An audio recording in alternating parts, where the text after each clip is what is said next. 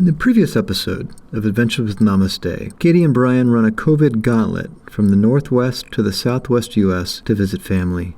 They get pulled over by an old-school sheriff, they climb Pièce de Wa Peak, and eat the best food Katie has ever eaten. In this episode of Adventures with Namaste, we continue our Great American Desert circumnavigation. We depart Phoenix with mixed feelings, return to one of Brian's early climbing test pieces, wake up in the foothills of Mount Whitney, visit Mono Lake, and decide to take a detour and walk barefoot in the icy winter shallows of Lake Tahoe. 10 million suns across the sky won't outshine my love for you. Fire in the dark with blinding light won't outshine my love for you. Ooh, oh, oh, oh. Ooh, oh, oh, oh.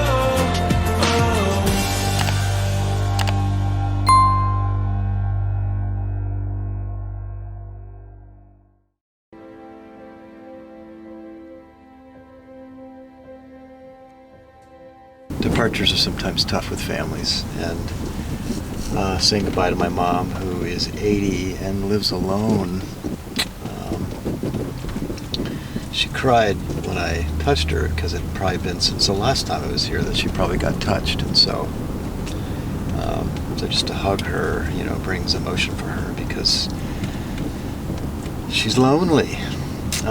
So going to try to come back maybe after she gets the vaccine and the virus is beginning to slow down, so we'll have to make another trip down here, but this time we're going to fly, because we're looking at about a 1,450 mile trip back home. After we stop at Joshua Tree, we're going to do 2 really hard days. How are you feeling about that? We might end up going to Bishop today if we choose. Then it would be one hard day and one not hard day. So Phoenix to Joshua Tree, and Joshua Tree up the east side of the Sierras. Also one of my favorite drives in the world. So we're going Highway 51 to Highway 10 and Highway 10 to Joshua Tree. Nice. All right, let's do it.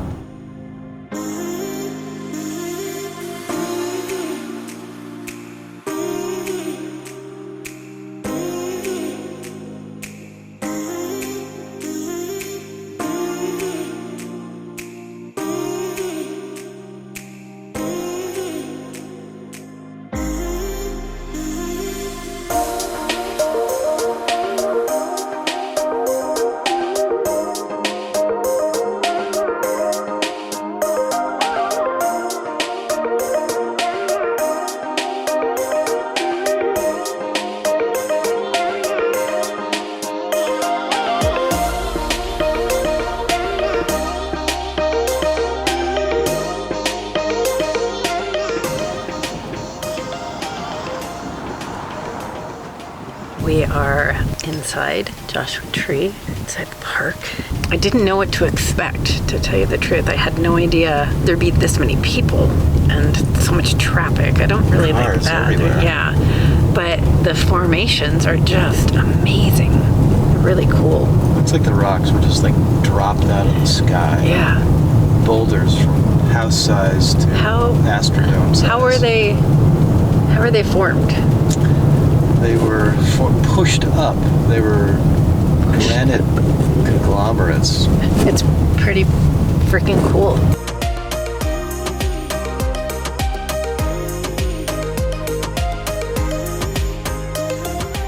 So we're hiking to Barker Dam in the wonderland of rocks. There's a dam that some pioneers made that lived in the desert decades ago. They tried to trap the water to sustain them through the heavy dry spells in the summer. And then after that, we're gonna go check out Gunsmoke. Gunsmoke is this place that 30 years ago, when I was kind of a vagabond climber, I used to come to in the morning after doing a run with my climbing partners, and we would do this traverse. And so I'm gonna see if I can hang on to anything at all, like in the old days.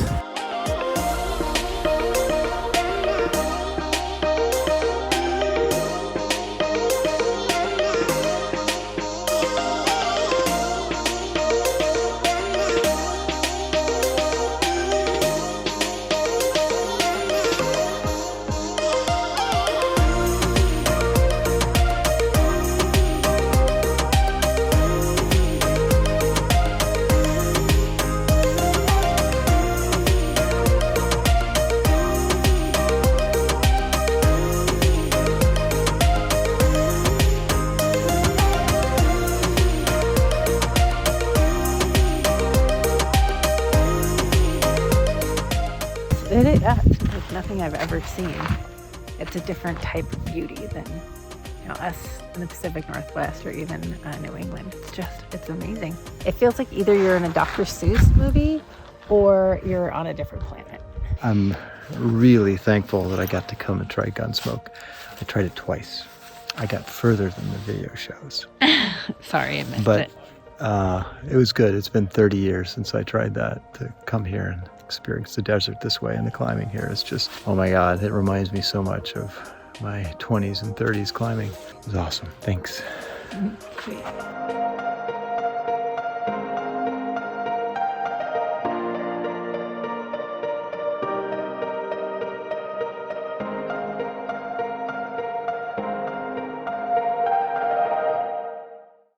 We arrived late into Lone Pine and were so glad to find a bed and a pillow.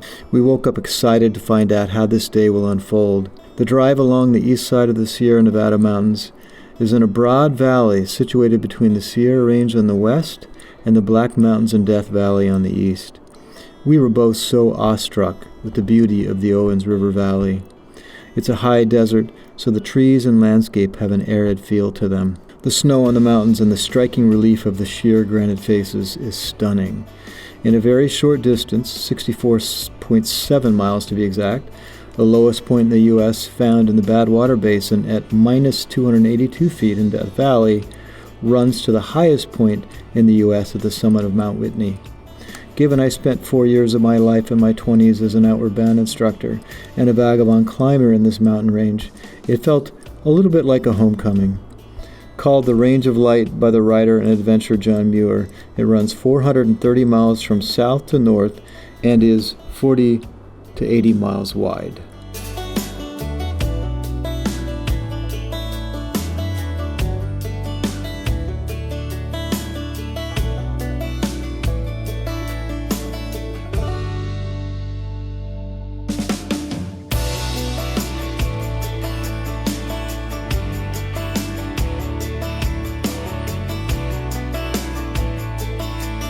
I'm a little tired. I didn't sleep great last night, but I'm kind of excited for today because this is something that I've never seen. So I'm looking forward to the drive.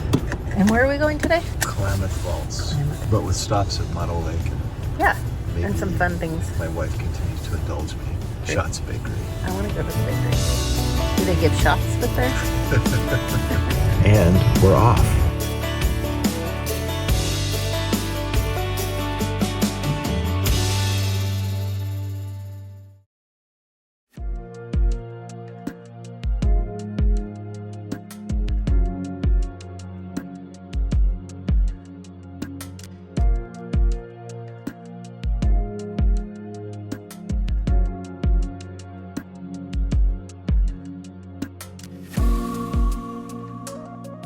So we're at Mono Lake, outside of Lee Vining, California.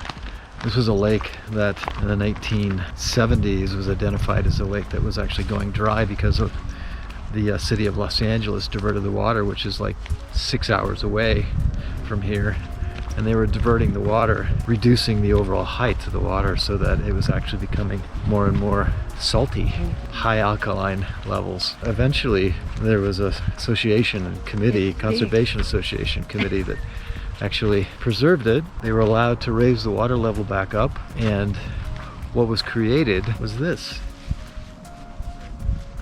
It doesn't smell very good. No. It smells kind of poopy. Like food. Lots of migratory birds come here because the shoreline and the shallow waters are actually full of brine shrimp, and so migratory birds come here and love it, even though it smells bad.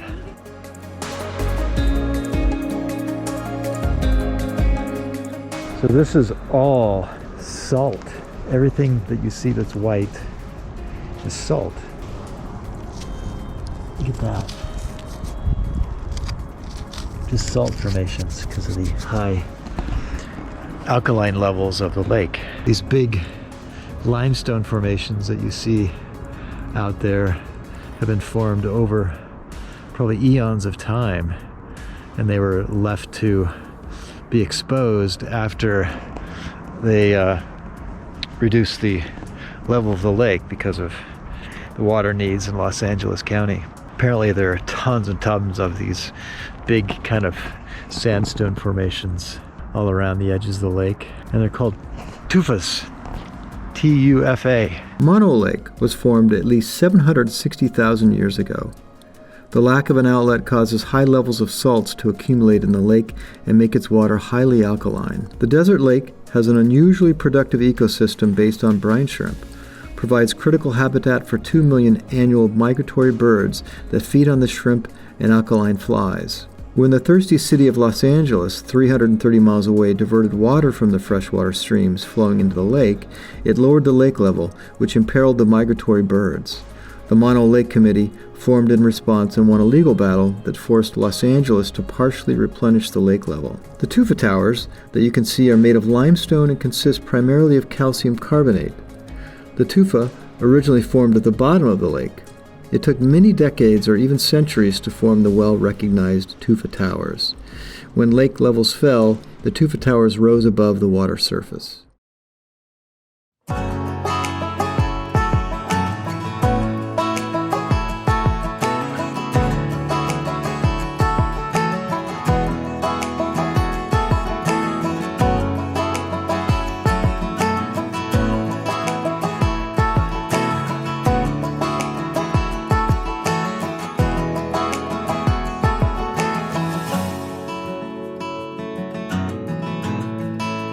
So we decided to do a detour to Lake Tahoe, and that is where we are, and we're walking out to the lake. There's actual snow on the ground. Okay, here goes. Feet in the water, snow on the ground, Lake Tahoe, end of November.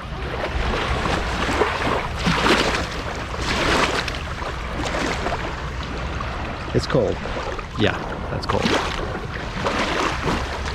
Check out this view.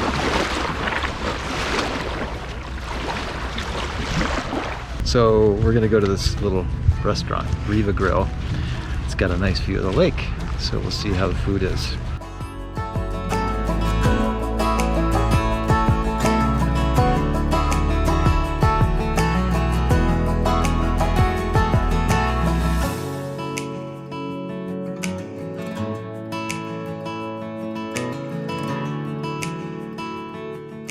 Did you guys find anything yet? No, it's only nails, you know that. Can it find buried treasure like gold? No. No, just here we are in Tahoe. Spontaneous move. We were planning a drive to Oregon, but I think we maybe had a few too many to drink, and we did not make a prudent decision, but we made a fun decision.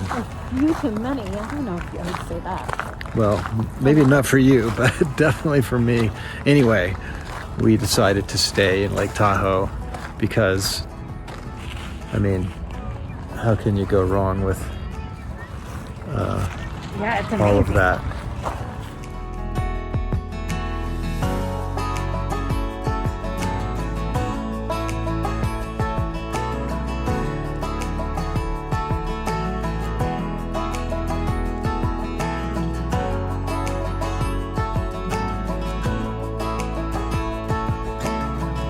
There are seasons and chapters to one's life. Katie and I took a risk to travel to Arizona to see my mom. Given the risks of COVID and the late season of my mom's life and the many conversations between us, we elected to spend time at the holiday with her. We don't know how many Thanksgivings she will have left. None of us really knows how much time we have left. Although to preserve my mom's privacy, we didn't shoot any footage of her or our time together. It really was a good time with her. Katie and I cooked from 8 a.m. to 7 p.m. to make the meal special for her. Given that, this trip represented a living and a giving of life and love to my mom and to each other. Our time was amazing. We had never been on a long road trip together. Countless hours spent in the car was priceless, and although it was all about traveling to give to my mom, it was a lovely time spent just the two of us. We observed and witnessed each other and the majestic and awe-inspiring landscapes of the western U.S. deserts. As this sad and depressing chapter and season of our global community slowly comes to this ending, I'm hopeful of the path forward. Given all the time Katie and I spent sitting next to each other in the car, I'll leave you with a portion of one of my favorite poems by Robert Bly called The Third Body came to mind as we drove. Grove. A man and a woman sit near each other, and they do not long at this moment to be older or younger or born in any other nation or any other time or any other place. They are content to be where they are, talking or not talking. Their breaths together feed someone whom we do not know. In the next episode of Adventures with Namaste, Katie and Brian do an early spring shakedown cruise to Hope Island, explore the old Schmidt family homestead, and spend time listening to the quiet in a happy forest.